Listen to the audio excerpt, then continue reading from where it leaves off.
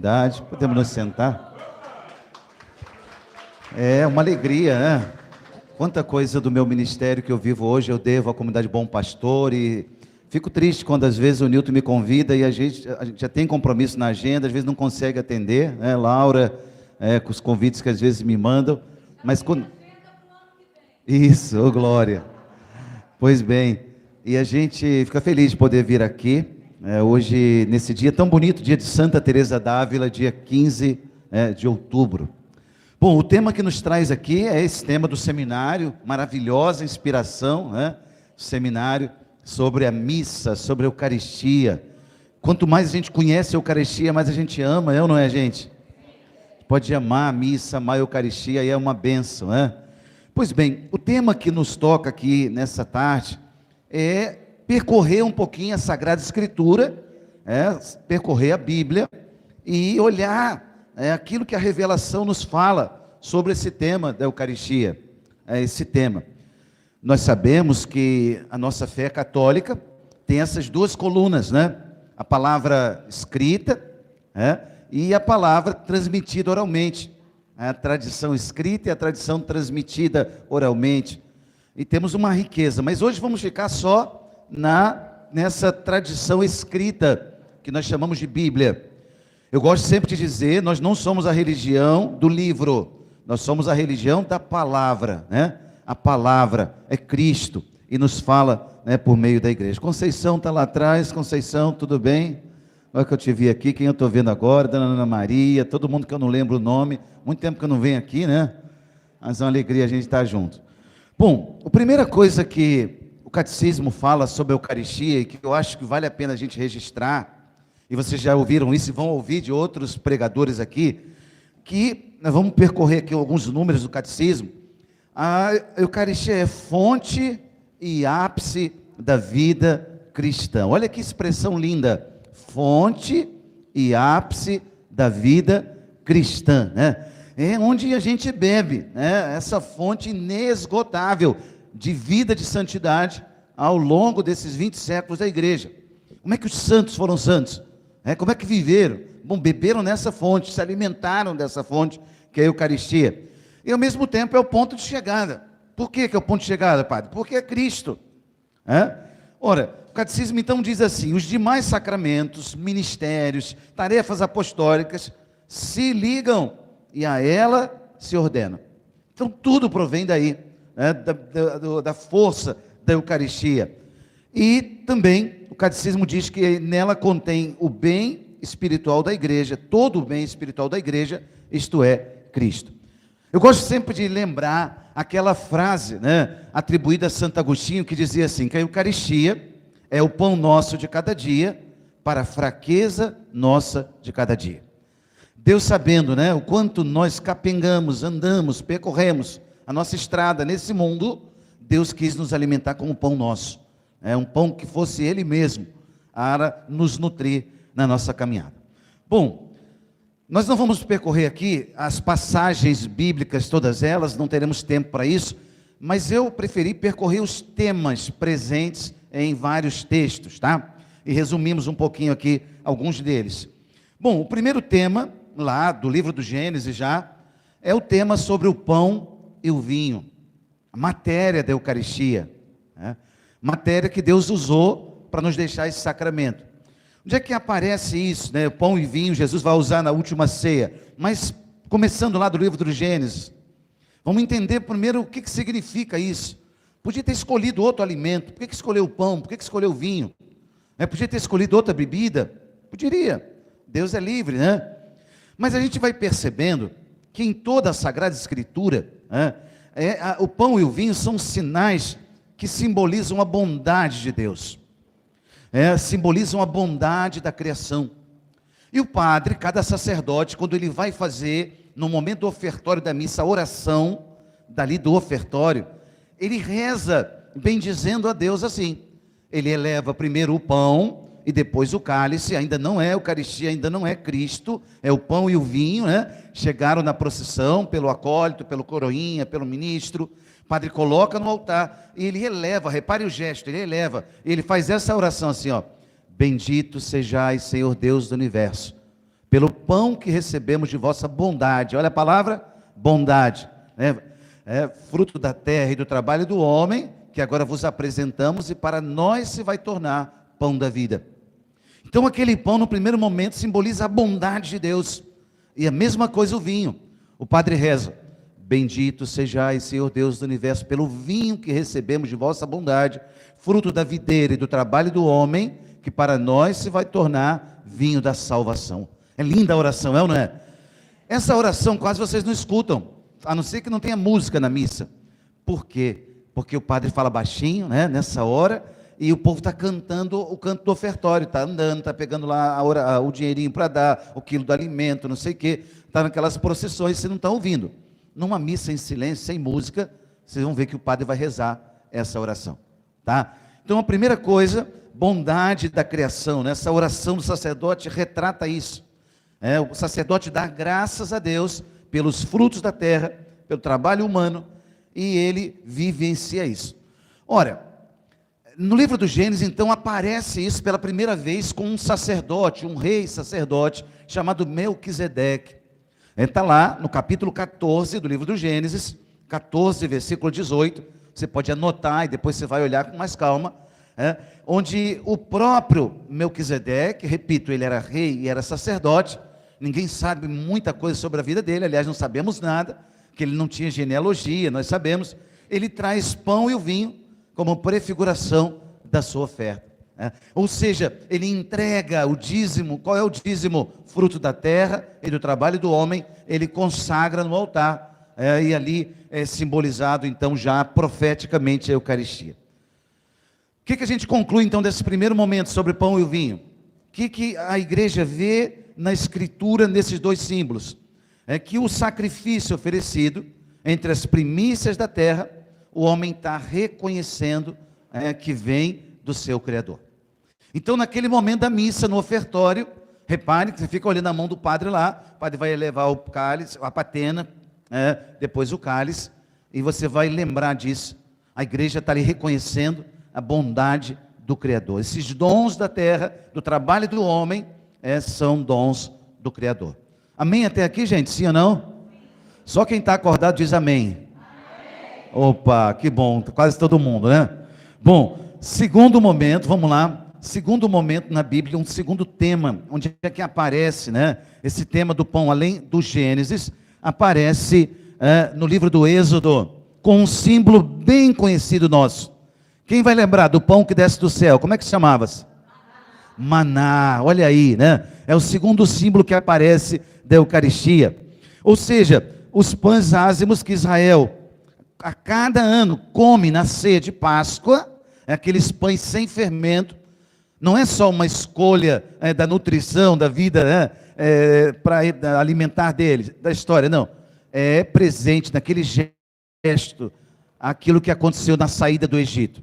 E vamos lembrar, por que comem pães ázimos? Porque eles tiveram que sair naquela noite da Páscoa às pressas. Sair às pressas, fugindo do faraó, eles tiveram que sair sem que o pão fosse fermentado. Não deu tempo de fermentar, tá certo? Por isso, em cada Páscoa, cada ano, eles comem pão sem fermento. Pães ázimos. Então, repito, não é só uma escolha da alimentar de gosto, mas é uma lembrança histórica daquilo que Deus fez com eles na noite da Páscoa.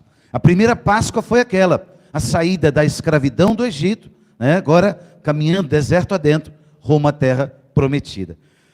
Bom, e nesse caminho do deserto, os pães ázimos, eles já tinham essa lembrança histórica. Deus alimenta esse povo no deserto, com o maná, como vocês falaram. Então, Deuteronômio 8, versículo 3, a gente vai lembrar isso, Israel lembra, Deus vai lembrar o seu povo, que é Ele quem vai alimentar o povo. O povo tem saudade do Egito, o povo tem saudade da comida no Egito, o povo está reclamando, e Deus vai dando aquele grão miúdo que caía todas as manhãs. Deuteronômio 8:3, isso. Olha bem, e aí, escuta isso. O texto diz, não precisa pegar agora não, depois você vai pegar, que eu vou ler vários textos, a gente vai só falando, olha bem. O que vai acontecer lá?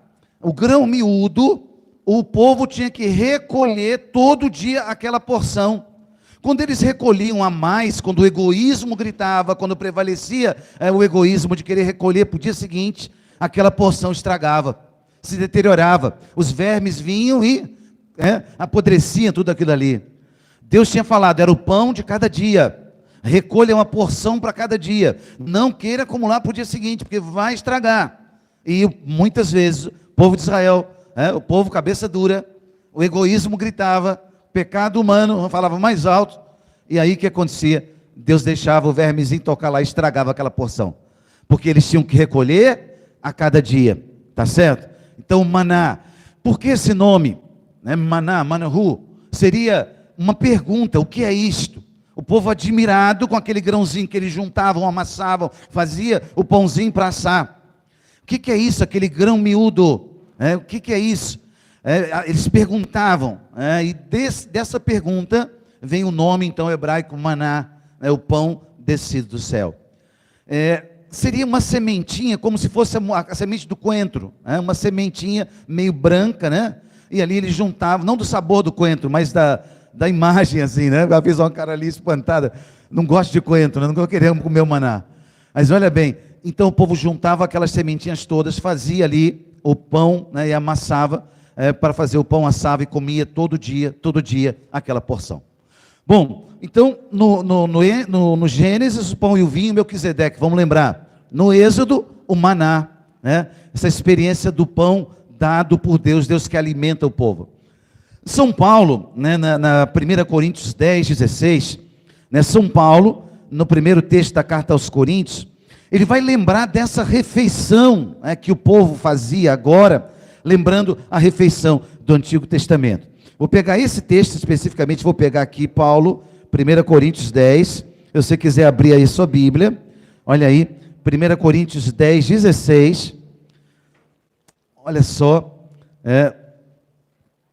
portanto, caríssimos, fugi da idolatria. Ele diz, do 14 em diante, falo como pessoas sensatas, julgai vós mesmos o que vos digo. Versículo 16, olha lá. O cálice da bênção, olha que Paulo diz, o cálice da bênção, que benzemos, não é comunhão do sangue de Cristo? E o pão que partimos não é comunhão do corpo de Cristo? Uma vez que há um único pão, nós, embora sendo muitos, formamos um só corpo, porque todos nós comungamos do mesmo pão. Ou seja, o maná é essa experiência do povo inteiro comendo o mesmo pão que Deus dava a cada dia, prefiguração da Eucaristia. O mesmo Cristo que alimenta todos, o consagrado, o leigo, o casado, o solteiro, a viúva, o órfão, todos, a igreja inteira, o Papa, o sacristão, o mesmo pão alimenta, o mesmo pão que é Cristo. Paulo mostra então aqui concretamente como a Eucaristia é o cumprimento daquela profecia que era o maná, tá? Ora, aqui também aparece o tema do cálice, o cálice da bênção que bebemos. Não é a comunhão do sangue de Cristo? Então esse cálice da bênção é um cálice, não sei se vocês sabem, na ceia judaica, não sei se tem aqui família judia, gente que é descendente aqui de judeu, vai lembrar que nas ceias judaicas, eles têm sempre aquela ordem dos cálices, tem o primeiro cálice, o segundo cálice, tem as ervas amargas, lembrando o sofrimento no Egito, tem os doces para lembrar a terra prometida, ou seja, tem toda aquela beracá, ou berahá, a pronúncia do hebraico aí, berahá, em que eles começam a bendizer a Deus, cantando o primeiro halel, o segundo halel, ou seja, tem todo um rito, né? Aquele segundo cálice citado por Paulo aí, no fim da refeição, além da alegria festiva do vinho, há uma dimensão agora na Eucaristia, uma dimensão escatológica. Escuta isso, olha bem, o cálice que bebemos agora, e toda a nossa estrutura da missa, é uma estrutura que provém da ceia pascal judaica. Aquele cálice que nós bebemos, é justamente agora com essa dimensão escatológica. Fazei tudo isso em memória de mim, fazei até que o Filho do Homem venha. Essa ordem de Jesus em relação à Eucaristia. Então o cálice agora não é só lembrar o que se passou, na trajetória do Egito e deserto, mas agora também é uma profecia daquilo que está por vir, na dimensão escatológica. Beber o cálice é beber o mistério da salvação do Cristo, tudo aquilo que Deus já realizou em nosso favor, né? E aí, mas padre, nós, a maioria das nossas igrejas, nós não bebemos do cálice, bebemos só, comungamos de uma espécie. Como é que é isso? Alguns perguntam. Bom, quando a gente comunga um fragmento ou uma hóstia inteira, a gente comunga Cristo. Ele está todo presente. Santo Tomás de Aquino, naquele hino belíssimo da festa de Corpus Christi, ele fala isso naquele cântico tão lindo, né? Justamente, ele está todo presente, seja num fragmento, ou numa hóstia inteira, ou seja numa gota daquele sangue ou num cálice inteiro. É o Cristo total. Quando eu comungo só a hóstia, eu estou comungando o corpo de Cristo total. Não tem corpo sem sangue. Ali está presente corpo, sangue, alma, divindade. Então o Cristo total. Pois bem, mas repito, o ato ritual, litúrgico, sacramental, ele remete agora à igreja aquilo que o cálice de Cristo fez, aquilo que a cruz de Cristo fez, nessa dimensão escatológica, tá? Tem uma dimensão futura. Bom, e aí esse tema do pão e do vinho aparecem nesses textos, né? Depois do Novo Testamento, o tema do pão vai aparecer na multiplicação dos pães, no Evangelho, nos Evangelhos. Primeira multiplicação e segunda, né? As duas, Evangelho de Mateus 14 e depois, no 15. A multiplicação dos pães, o gesto da multiplicação dos pães, aí eu quero que você pegue comigo, o texto. Olha só, que beleza a gente poder olhar. Podíamos até pegar João também, 6, mas vamos pegar Mateus, que eu acho que ele é mais detalhado no tema, capítulo 14. Olha lá, do versículo 13 em diante, a primeira multiplicação dos pães. Acharam? Pode pegar agora com calma, que vamos explorar um pouquinho esse texto.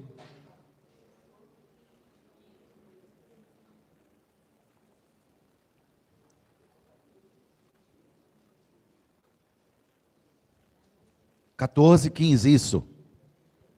O 13 continua a sessão, e aí do 15 ele diz que Jesus partiu numa barca, do 15, caía a tarde. Agrupados em volta dele, acharam? Amém ou misericórdia? Que bom. Olha lá, agrupados em volta dele, os discípulos disseram-lhe: este lugar é deserto e a hora é avançada. Olha a preocupação, hein? Despede essa gente para que vá comprar comida na aldeia, alguma coisa para comer.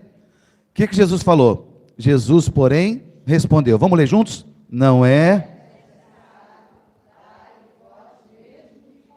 Ó, que coisa sensacional, hein? Manda esse pessoal embora. Responsabilidade de vocês, hein? Vocês só querem receber? Ei, vocês só querem receber? Qual é a tua contribuição? O que você vai ofertar? Qual é? Começa no coração, gente. É fácil o egoísmo gritar e falar: vai embora, pessoal, tem muita gente, vocês estão atrapalhando, hein? Jesus fala: dá-lhes vós mesmos de comer. Olha o gesto agora, olha lá. Mas disseram eles: nós não temos aqui mais que quantos pães? E quantos pães? E quantos peixes? Olha lá. Trazei-mos, disseram-lhe. Disse-lhes ele. Mandou então a multidão assentar-se na relva. Agora olha o gesto eucarístico, olha aí. Tomou os 5 pães e os 2 peixes, e elevando os olhos ao céu, abençoou-os, partindo em seguida os pães, deu-os a seus discípulos, que os distribuíram ao povo. Olha quantos gestos litúrgicos Jesus está falando aqui. Símbolos da Eucaristia. A gente viu aqui: abençoou, partiu, distribuiu, e através dos discípulos alimentou as multidões. Por que, padre, que é uma prefiguração da Eucaristia? Porque a Eucaristia é isso. É Deus que dá o dom do céu, mas quer usar dos homens. A mediação humana. Podia fazer tudo sozinho? Claro que podia. Podia salvar a humanidade só com a sua palavra? Claro. Mas ele quis que eu e você proclamássemos a sua palavra. Queria escolher homens que pudessem, na doação da sua vida, se oferecerem em sacrifício naquele altar, na doação da vida, para consagrar aquela Eucaristia. Então, reparem, ele não disse para a multidão, olha, cada um pega quanto quiser e coma à vontade. Ele deu aos discípulos para distribuir aos 12, à multidão. Na última ceia, a mesma coisa. Ele entrega aos discípulos. Tomai todos e comei, tomai todos e bebei. Os 12 que ali estavam. Então, quem tem o dom do sacerdócio, que vai receber o dom, a graça do sacerdócio, são, em primeiro lugar, os apóstolos. E os bispos são sucessores dos apóstolos. E os sacerdotes são aqueles que participam desse ministério através da ligação com o bispo. Sem ligação com um bispo sucessor legítimo dos apóstolos, não tem sacerdócio, não tem Eucaristia. É essa ligação ininterrupta de 2000 anos na vida da igreja. Então eu queria chamar a atenção de vocês a esses 4 gestos de Jesus. Abençoou, partiu, distribuiu através deles, esses 3 gestos, 3 verbos aqui conjugados. Abençoou, partiu e distribuiu. E através deles alimentou as multidões como uma prefiguração da Eucaristia. Se a gente virar uma página aí do livro do Evangelho de Mateus, a gente vai encontrar no capítulo 15 uma segunda multiplicação dos pães. Versículo 32 aí, 39. A mesma coisa, segunda multiplicação dos pães. Então reparem como vai aparecendo esse tema do pão e do vinho. Vou lembrar de novo. Gênesis, Êxodo. Depois vimos São Paulo na carta aos Coríntios. Agora as multiplicações dos pães.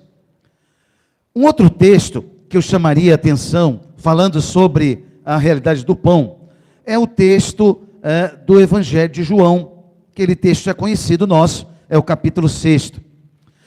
Só esse capítulo 6, todo ele já é um texto eucarístico. Vocês sabem que João, ele não cita a instituição da Eucaristia na última ceia, ele só cita o lava-pés, e já é bastante, né? A gente vai falar sobre ele, mas João não cita a instituição em si. João faz mais, ele preparou todo esse capítulo 6, nos inserindo na Eucaristia. Preste atenção aqui de uma coisa, no capítulo 6, João colocou para preparar a Eucaristia. Primeira coisa, multiplicação dos pães. É Deus que vai fazer o milagre, mas quem vai distribuir o milagre são vocês. Entendeu? Quem faz o milagre? Quem é responsável por distribuir o milagre? A igreja, nós, certo? Cada um com uma missão. Segunda coisa, Jesus anda sobre as águas, João 6 também. Anda sobre as águas. Alguém aqui consegue andar sobre a água? Já tentaram? Vamos ali rapidinho na praia? É só um quarteirão, vamos? Vamos fazer o teste? Não. Por que a gente não consegue andar sobre as águas? Pedro até tentou, né? Por que a gente não consegue andar sobre as águas, gente? Lei da gravidade, não é isso? Padre, mas eu sou muito religioso, eu consigo. Vamos lá. Vocês estão rindo? Olha só, João quer mostrar aqui, ele não quer desafiar a lei da gravidade, nada disso. Jesus andou, porque ele é o autor de todas as leis. Ele é o Senhor do céu e da terra. Escuta bem, ele quis mostrar 2 coisas. Primeiro, ele tem poder sobre a matéria. 5 pães e 2 peixes, ele pode alimentar uma multidão. Não duvide disso. Ele tem poder sobre a matéria e sobre a natureza. As águas do mar que nos assustam, ele anda sobre as águas. Ele tem poder sobre toda a criação. E aí, no mesmo capítulo 6, reparem, o Espírito Santo, pela caneta de João, pela pena, ele está preparando o coração da igreja para entender. Quando eu olho aqui no altar, eu olho o pão e o vinho, eu olho aquele sacerdote tão miserável, pecador, cheio de defeito, chato toda a vida, que não para de falar e fica ali, né? Todos nós já vivemos uma experiência dessa, sim ou não? Não precisa falar não. Está gravando aqui, meu Deus do céu, olha que perigo. Mas olha só, esse mesmo Deus que multiplica os pães, esse mesmo Deus que anda sobre as águas, ele tem poder, pela sua palavra, de deixar a sua presença no pão e no vinho, a partir do ministério ordenado. O mesmo Deus que tem poder sobre a matéria, ele é capaz de deixar a sua presença espiritual nesse pão e nesse vinho. Agora, depois que o padre diz, fazer isso em memória de mim, ou depois que ele diz, perdão, mistério da fé, e todo mundo se levanta, ali tem alguém, não são mais dois objetos, o pão e o vinho, agora tem o corpo e o sangue, a alma e divindade do Cristo nosso Senhor. Então, quando a dúvida, a tentação da dúvida bater na sua mente, no seu coração, você vai lembrar disso. Ele tem poder para fazer. Eu sou fraco para crer, mas Ele tem poder para fazer. Eu sou fraco na minha fé, mas Ele é forte em mim e eu vou crer. A igreja inteira se ajoelha naquele instante, e deve ser liturgicamente o único momento que a gente se ajoelha. Porque quando se toca aquela sineta, o silêncio, ali o mistério da transubstanciação está acontecendo. A substância de pão deixa de ser pão, agora é substância de Cristo, pão da vida. Substância do vinho não tem mais, substância agora é do sangue de Cristo. Eu tenho um testemunho até muito forte sobre isso, de um padre da nossa diocese, que um dia desse aí, pouco tempo atrás, o nome dele é Padre Gustavo, ele parou na lei seca, foi abordado na lei seca. Ele tinha acabado de celebrar 2 missas, uma às 5 da tarde numa capela e depois 7 numa outra, 2 missas com uma metadezinha daquele cálice. Vocês sabem, uma bala com álcool, se a gente soprar lá, naquele, não é isso? No instrumento da lei seca, acusa, e a pessoa vai ser abordada e não vai poder nem dirigir, vai ser multada, a gente já sabe a história como que é. Padre Gustavo testemunhou isso esses dias, né, que ele parou e soprou, e não deu absolutamente nada. Por que não deu nada? A gente até duvidaria, né? Mas como assim não deu nada? Porque ali ele não comungou mais o vinho, ele comungou o sangue de Cristo. É isso? Vale um aplauso para o nosso Deus ou não vale? Ele é poderoso ou não é? Comigo não aconteceu ainda, eu espero que, se eu tiver que fazer uma prova desses dias, vou fazer, mas sempre crendo nisso, né? Por quê? Porque sair de uma missa, para numa licença, como é que vai ser? Você comungou o corpo e o sangue de Cristo. Você não bebeu um cálice de vinho ali no bar, sei lá onde, no restaurante. Você bebeu o sangue de Cristo. Milagre da transubstanciação é isso. É isso. E nós temos dezenas de milagres ao longo do mundo, de comprovações que Deus às vezes dá, diante da fraqueza da fé, do limite de irmãos que passam por essas situações. A gente sabe de Portugal, Santarém, sabe em Turim, sabe em onde mais? Na Itália são vários milagres, Lanciano e tantos outros. Senhora.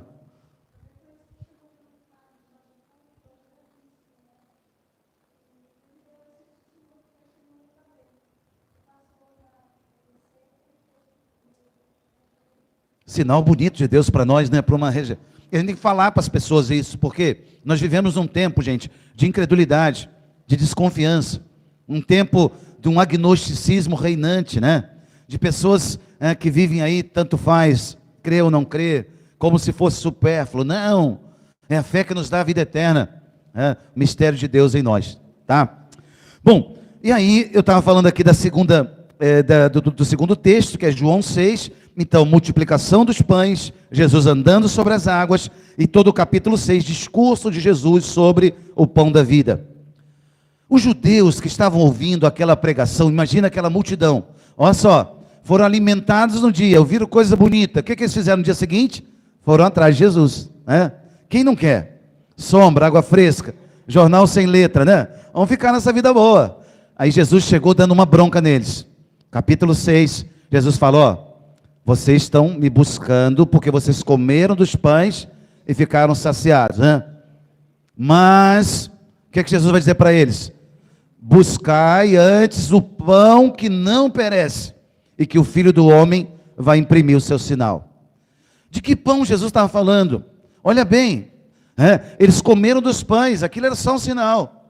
Ficaram satisfeitos, encheram as bolsas, levaram para casa 12 cestos. E aí Jesus falou assim para eles, vocês comeram dos pães e ficaram satisfeitos, mas buscai o pão que não perece. Que pão é esse que não perece? Eles não sabiam, vinha a dúvida, vinha toda aquela inquietação do que ele está falando, quem é esse? Ele a gente já sabe, é o carpinteiro, está fazendo coisas extraordinárias, sim, mas ele é o carpinteiro, a gente conhece seu pai, sua mãe, a gente conhece a família dele, que história é essa? E eles ficavam ali inquietos, né? E aí, versículo 27, Jesus fala: trabalhai não pela comida que perece, mas por aquela que dura até a vida eterna, que o Filho do Homem vos dará, pois nele Deus Pai imprimiu o seu sinal. O Filho do Homem vos dará, ainda não deu, estão ainda em Cafarnaum. Jesus está na Galiléia do seu ministério público. Ele só vai dar o pão da vida lá na última ceia. O Filho do Homem vos dará. Então trabalhai por esse pão. Está falando da Eucaristia. Versículo 28, olha lá, vamos ler juntos. Perguntaram-lhe: que faremos? A pergunta deles era: o que nós faremos então para agradar a Deus? Que história é essa? Aí Jesus falou: a obra de Deus é essa, que creais. Vocês querem fazer coisa para agradar a Deus? Tenham fé, vivam na fé. Os profetas não falaram? Todos os textos sapienciais não falaram? A Torá não falou? Que história é essa? O que vocês estão buscando? Então tenham fé. E aí eles começaram: que milagres tu tens, fazes tu, né? Qual é a tua obra? Nossos pais comeram maná no deserto, e daí por diante Jesus falou: em verdade eu vos digo, Moisés não vos deu o pão do céu, mas o meu Pai é quem vos dá o verdadeiro pão do céu, porque o pão de Deus é o pão que desce do céu e dá vida ao mundo. O pão de Deus. Os judeus entendiam que o pão era a Torá. E de fato, no sentido amplo, eles estão certos. A Torá é a palavra, né? A palavra é Cristo, Cristo é o pão da vida, está tudo certo, né? Mas eles ficavam cegos em relação à Torá, né? É a Torá, que história é essa?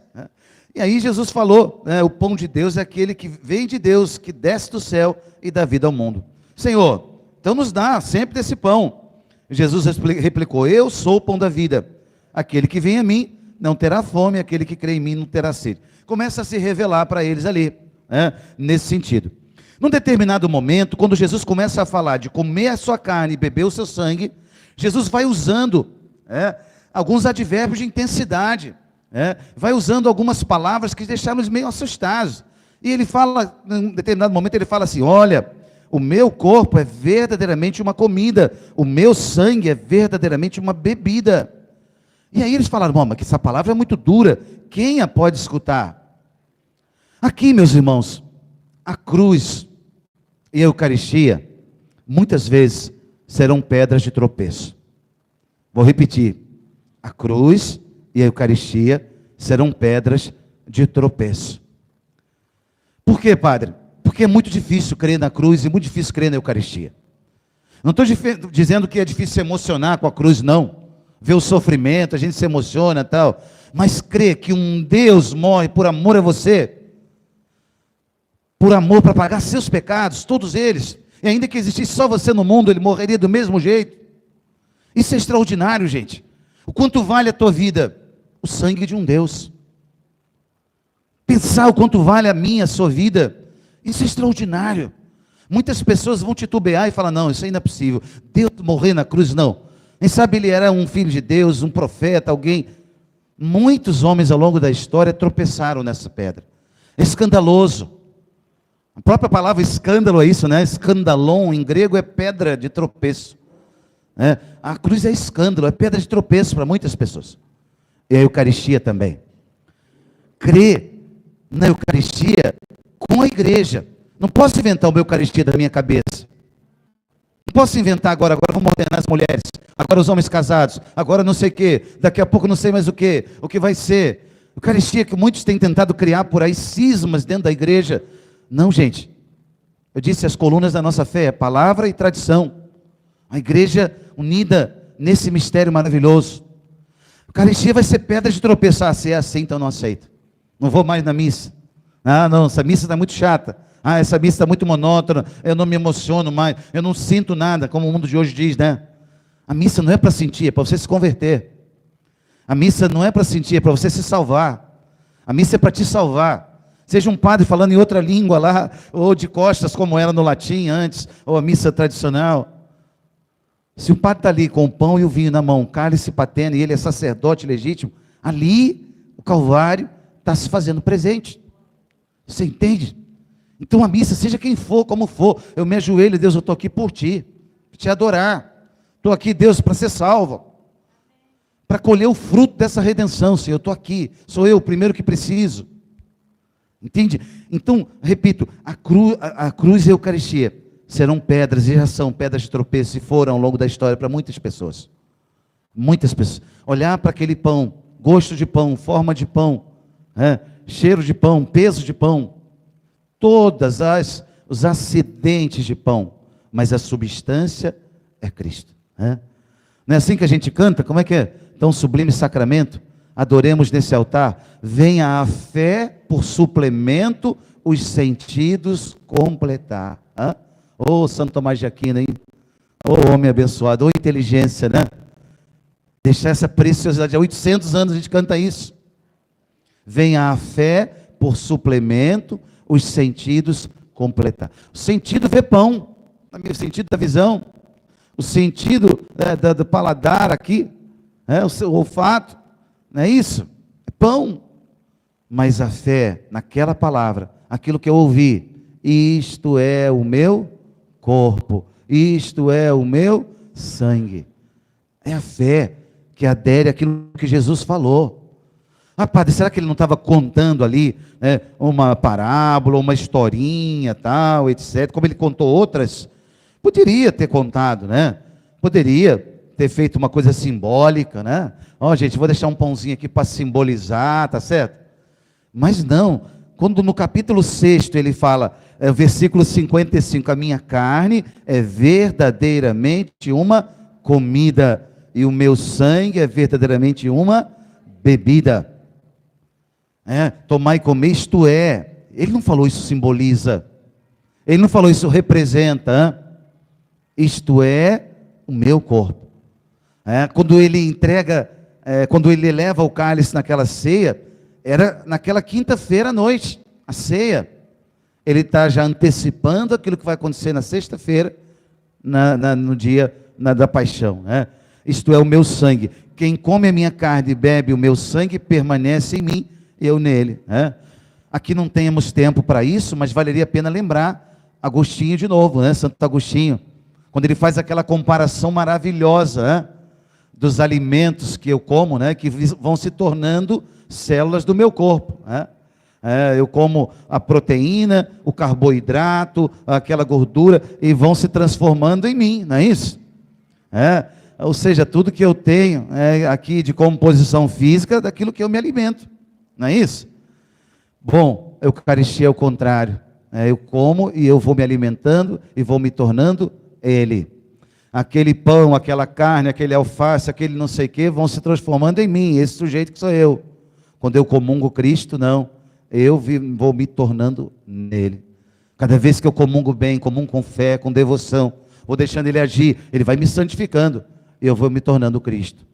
Comparação maravilhosa que Santo Agostinho faz, tem um texto inteiro sobre isso, maravilhoso, longo, maravilhoso sobre isso. Bom, termina o capítulo 6, Jesus fazendo uma pergunta para os discípulos. Olha só, aquela multidão começa a ir embora, porque estava muito duro aquele discurso, comer carne e beber sangue, era escandaloso, era pedra de tropeço. E Jesus pergunta no versículo 66 em diante. Vamos ler o 66, João 6, 66, olha lá. Desde então, muitos dos seus discípulos... 67, então...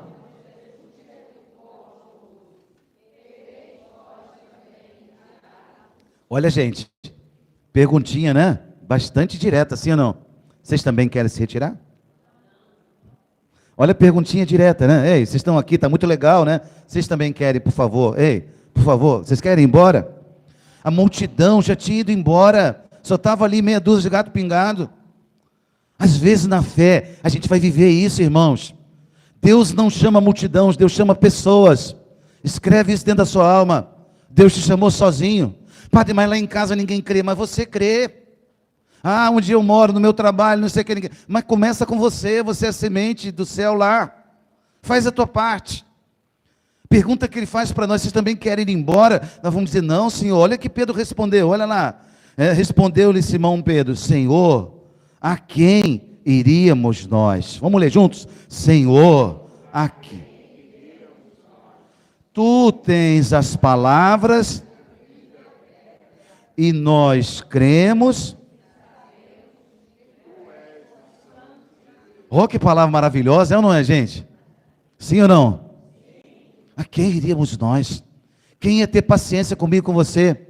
Quem ia ter misericórdia com a gente se não fosse Jesus? Qualquer outro já tinha mandado embora, ó, vai embora, você não está demorando muito a se converter. Há quanto tempo você vem aqui, você não muda? Olha que história é ou não é? E Deus tem paciência com a gente. E Deus não desiste da gente. E Deus vai até o final da nossa vida lutar pela nossa conversão. Mandar pessoas, palavras, situações.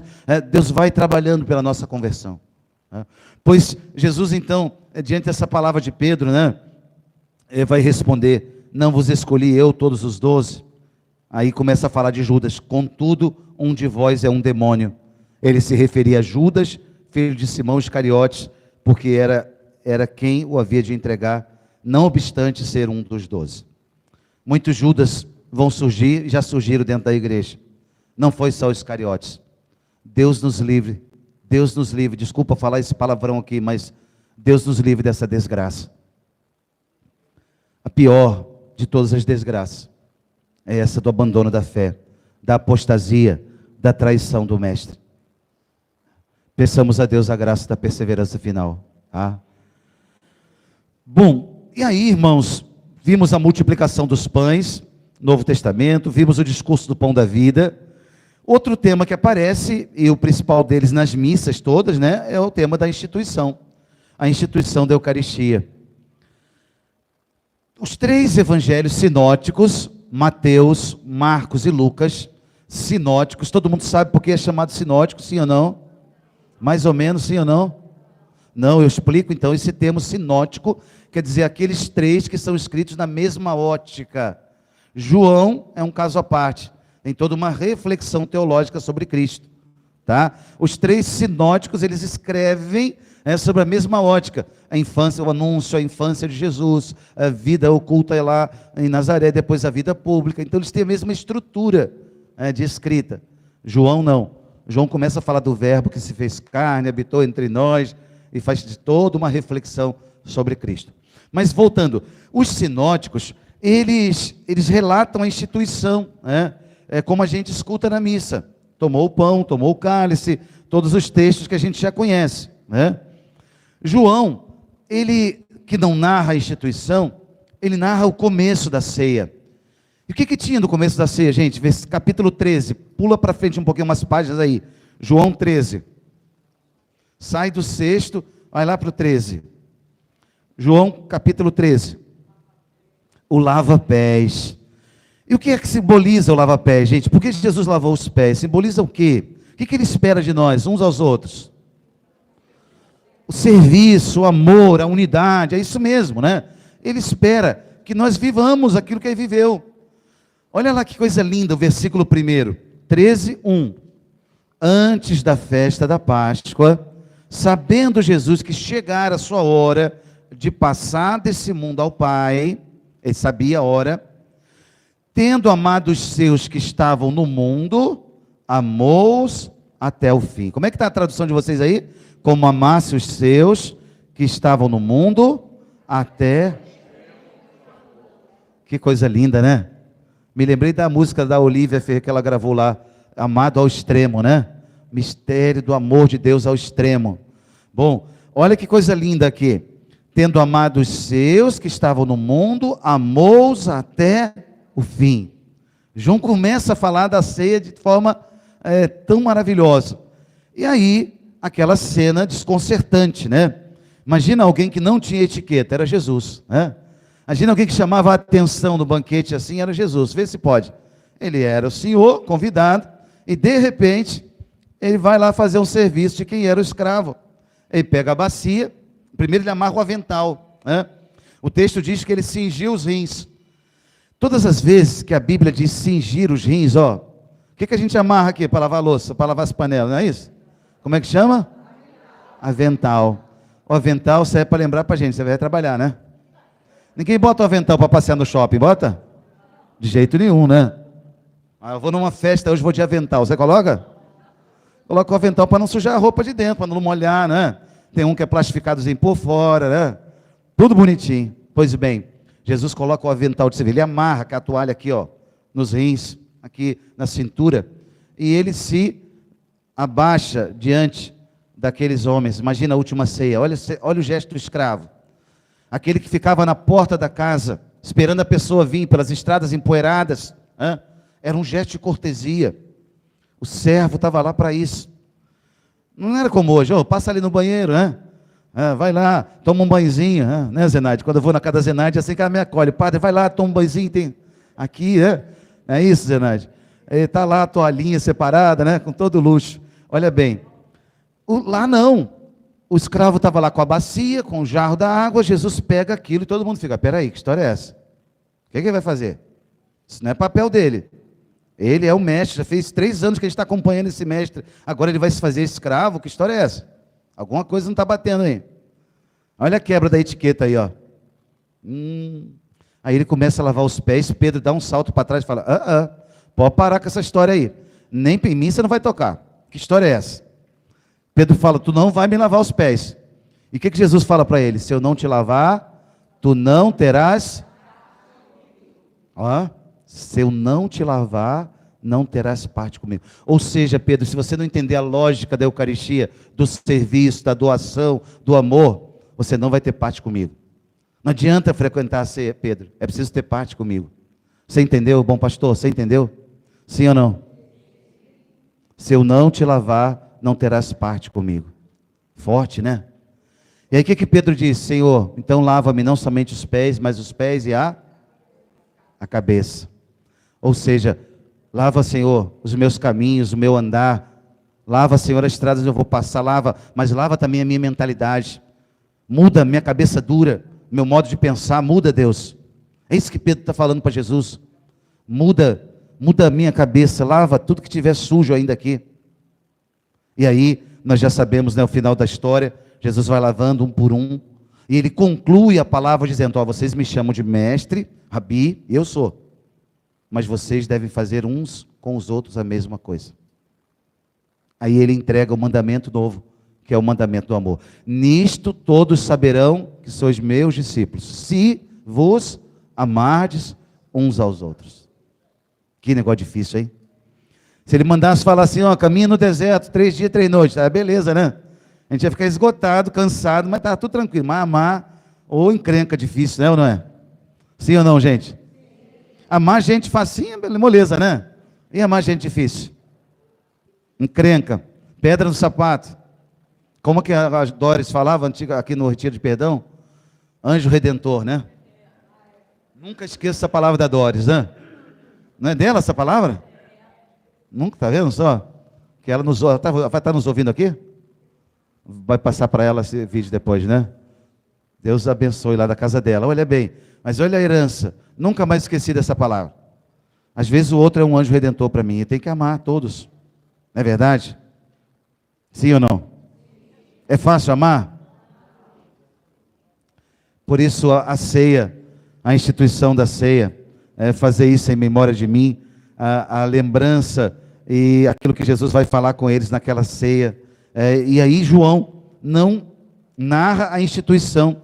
Do capítulo 13, ele já passa logo para aqueles sentimentos dos corações dos discípulos. Não se perturbe o vosso coração, tende fé em Deus, em mim. No capítulo 16 e 15 em diante, a parábola, a alegoria da videira, dos ramos. Depois o 16, a obra do Espírito Santo. O 17, a oração sacerdotal. E vai passar logo para a paixão. Então repare que João pula, ou melhor, ele estende, a última ceia, não só na instituição, mas a ceia em João tem o capítulo 13, 14, 15, 16 e 17. Olha só quantos capítulos que João gasta para falar da última ceia. Porque a gente pensa que foi uma coisinha rápida, como a gente vai no fast food, come lá, se alimenta e vai embora. Imagina aquela ceia, imagina aquele entardecer todo, até a chegada da noite, quantas horas eles passaram ali, naquela última ceia. E Jesus foi derramando no coração dos discípulos os conselhos, as exortações, as palavras mais importantes sobre a sua volta para o céu, sobre o Espírito Santo Paráclito que viria, a oração sacerdotal dele ao Pai. Então todo esse contexto da última ceia. Bom, o que mais que a gente vê aqui nesses evangelhos, além da instituição, né? Na instituição dos três sinóticos, né? Jesus constituiu os seus apóstolos sacerdotes do Novo Testamento. Preste atenção nisso, como é importante, ó. Qual foi o seminário que eles fizeram? Qual foi o momento em que Jesus constituiu aqueles 12 apóstolos, da multidão escolheu 12, aqueles 12 ele constituiu sacerdotes do Novo Testamento. No Antigo Testamento, os sacerdotes eram escolhidos de uma família sacerdotal, né? Tinha que ser lá da família de Arão. Ora bem, recebia, né, o dom do sacerdócio, quem era descendente daquela família, podia fazer os exercícios sacerdotais no templo. O exemplo que a gente tem, por exemplo, é Zacarias, pai de João Batista, no Novo Testamento. Ele era sacerdote. Outros sacerdotes. Jesus agora inaugura um novo sacerdócio, a partir dele. No Antigo Testamento, eles pegavam, imagina isso aqui, gente. O que tem aqui dentro? É um copo, né? Não pegava água, não. Eles pegavam, sabe o quê? O chifre do carneiro, enchia de óleo. Qual era o óleo que eles usavam? Quem lembra? O óleo de quê? De soja? De milho? Óleo da navideira? Hein? Qual é a árvore que dá azeitona, gente? Hein? Oliveira. Eu entendi alguém falando videira. Eu falei, meu Deus, vamos lá. Essa eu não conheço. Na oliveira, claro. Então imagina o óleo da azeitona lá, do azeite. Esmaga aquilo tudo, faz o óleo. A trabalheira que dava, hein? O azeite, gente, na antiguidade era algo tão fabuloso, que eles usavam azeite para tudo. Remédio para uma ferida e vai lá e cicatriza. Iluminação, energia. Não tem luz, como é que eu pego a lâmpada de azeite? Vou para um lugar e para o outro, quem é que tem luz? A lâmpada, ok, o azeite. O que mais? Muita coisa para alimentação. Não era só para temperar a saladinha. Dá um azeite aí. Era para tudo. Imagina, para os jogos, a Grécia Antiga, os antigos usavam. E para as grandes consagrações, os momentos solenes, o azeite era derramado com o chifre do carneiro para ungir. Imagina Samuel ungindo Davi lá na casa de Jessé. Aquele chifre era derramado assim, e aí o óleo ia escorrendo pelo cabelo, pela barba, olha só, até tocar a orla do manto, até lá. Imagina, isso era unção, ungido. Imagina a unção sendo derramada. No Novo Testamento, quando a gente vê essa instituição aqui, Jesus constituindo o seu sacerdote, como é que ele unge? Ele unge não com o óleo do azeite, agora ele unge com o Espírito de Deus. Esses 12 que até Pentecostes estavam lá, receberam as instruções, a confirmação deles vai acontecer naquele dia no cenáculo. A unção que veio sobre eles foi tão poderosa, que eles a partir dali foram instituindo a outros. Eles receberam o dom na última ceia, fazer isso em memória de mim. Jesus morre, passa 50 dias depois da sua Páscoa, vem o Espírito Santo, e eles agora vão ser como sacerdotes do Novo Testamento. Essa é a fé da igreja. E aqueles apóstolos vão preparar outros, a começar por Matias. Não é isso? Atos 1 diz lá que Judas tinha saído do grupo apostólico, tinham que escolher outro. E eles então prepararam. E depois ordenam os apóstolos, os diáconos, e vão constituindo, pela imposição das mãos, pela unção do Espírito Santo, agora esses sacerdotes. Então, esse é um tema importante, o sacerdócio no Novo Testamento. Bom, está quase acabando, gente. Estão muito cansados, sim ou não? Desfaçam, pelo menos. Fala, está tudo bem, padre? Está tudo bem, então, né? Não, a gente está não, né? Pô, só estou com sono, né? Vamos lá. O que mais que eu queria dizer ainda aqui? Eu falei dos 3 evangelhos que relatam a instituição. João não relata, mas ele relata o discurso do pão da vida e estende a última ceia. E Jesus escolheu o tempo da Páscoa para realizar aquilo que ele tinha anunciado lá em Cafarnaum. O Filho do Homem vos dará pão da vida. Quando vai ser? Jesus escolhe aquela Páscoa, naquele ano, para cumprir aquela palavra. Quem já foi a Cafarnaum aqui? Levanta a mão, deixa eu ver. Quem já foi a Terra Santa aí? Poucas pessoas. Precisam ir, gente. Vou falar de novo. Precisam ir. Fala amém, padre. Vocês precisam ir, gente. Amém. Quando a gente fala amém, está dizendo assim, Deus, ó, eu creio, um dia eu vou à Terra Santa. Né? Vocês não creem que Deus pode fazer isso? Calma, peraí, não é agora, agora está em guerra, calma. Vai passar, se Deus quiser, outras guerras já aconteceram, né? A sinagoga de Cafarnaum, fica daqui como na recepção ali, a gente tem, menor até no elevador talvez. Uma distância muito pequena da casa de Pedro. Lembra da casa de Pedro? A casa de Pedro, onde Jesus foi curar a sogra de Pedro, tá certo? Muito perto, Jesus fez esse discurso de João 6 nessa sinagoga. A Cafarnaum é chamada até hoje a cidade de Jesus. Você vai lá, tem uma placa enorme dizendo a cidade de Jesus. Tem ali o mar, aquele vilarejo, hoje não mora ninguém lá, é um sítio arqueológico, né?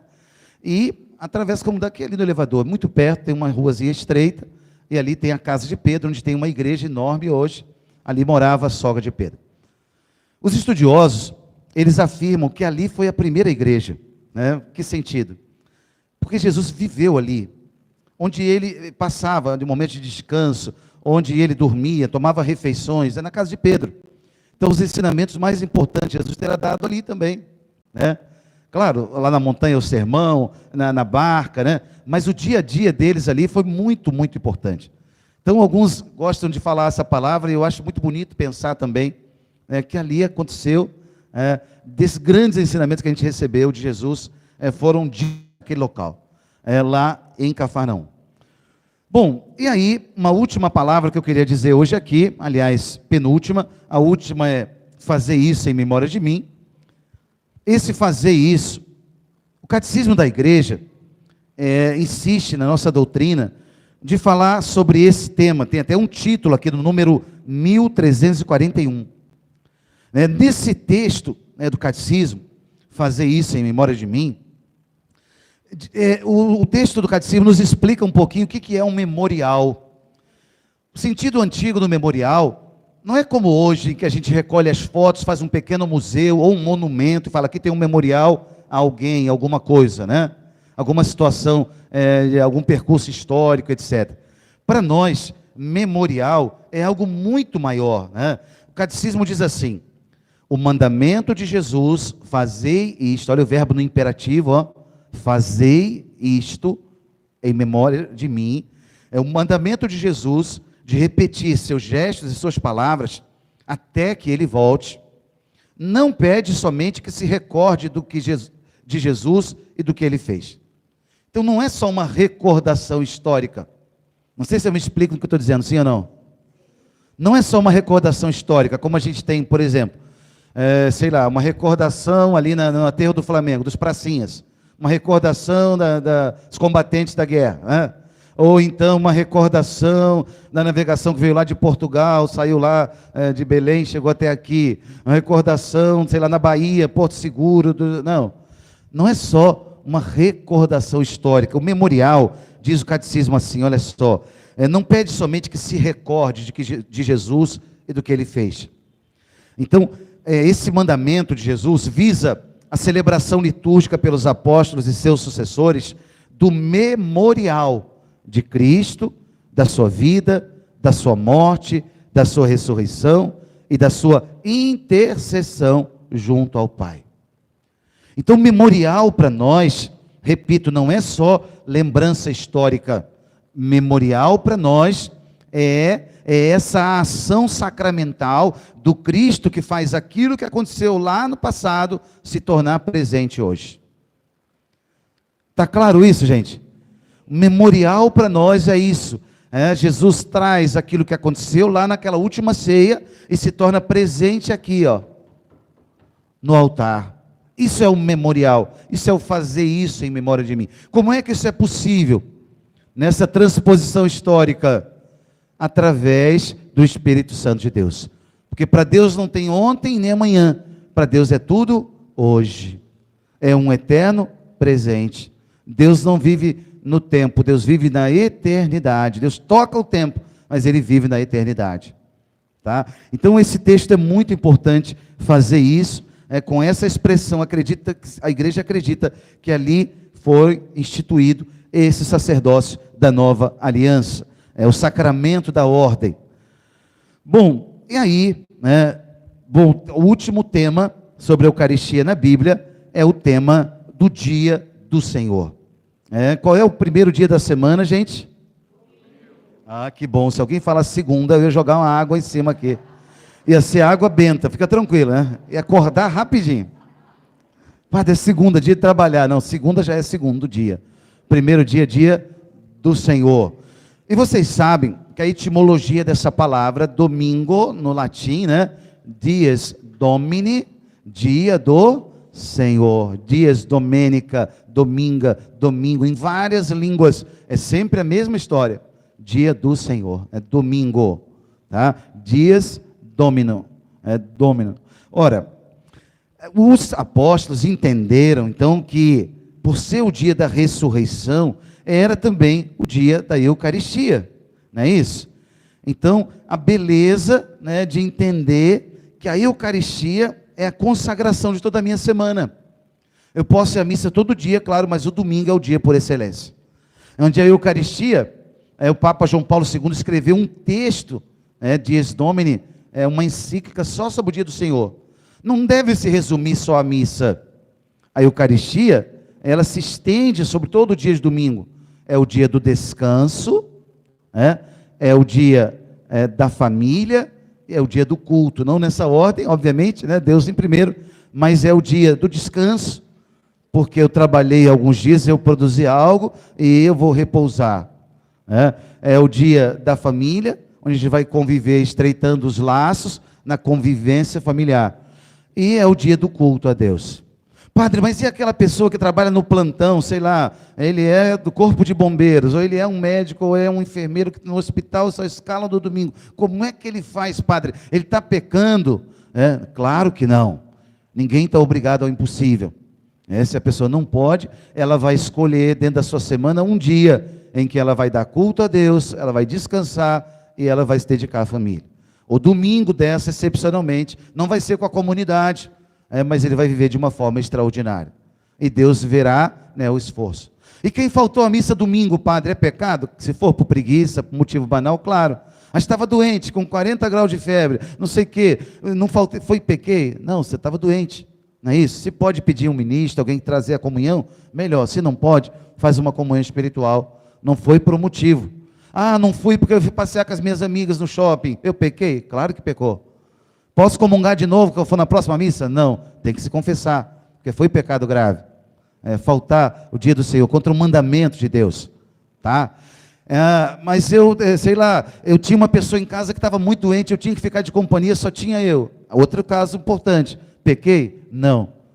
Por quê? Porque você estava lá em auxílio àquela pessoa que precisava de você. É diferente quando é uma preguiça, é diferente quando é um outro motivo que não Deus.